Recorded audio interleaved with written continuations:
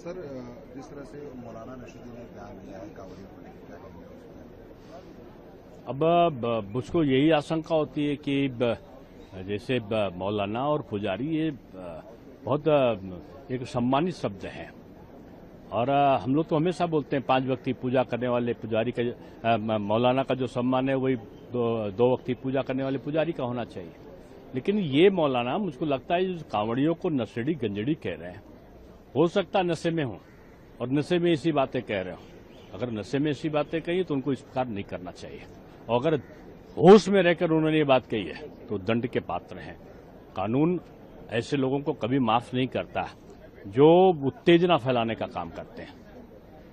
Sir, FCRA bill को लेकर लगातार ऑपोजिशन जो है वो हो रहा है, जैसे अभिषेक बनर्जी का भी बयान है, तो इससे दिखते क्या कहेंगे? अब देखिए, ये इसमें तो ऐसा कुछ है नहीं जिससे लोग चिंतित हो। एक ही लाइन की बात है कि भाई जो आपके पास बाहर से आ रहा है, विदेशी धन आता है, तो किस मद में आ रहा है, कौन खर्चा कर रहा है, कैसे खर्चा कर रहा है, ये बताना पड़ेगा।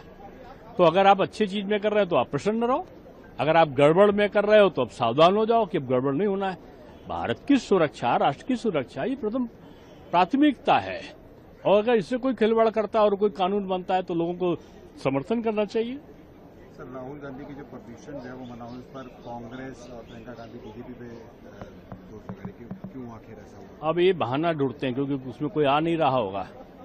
एक ट्रस्ट, प्राइवेट ट्रस्ट से आप स्थान मांग रहे हो, प्राइवेट ट्रस्ट के पास में स्थान है कि नहीं है वो दोनों के बीच की बात है। आप सरकार से उसमें आप जवाब मांग रहे हो।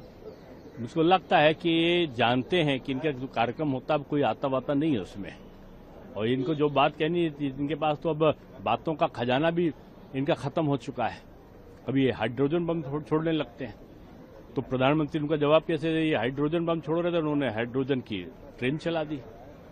तो अब मैं समझता हूं कि नेता प्रतिपक्ष की गर्मा के अनुकूल व्यवहार की आवश्यकता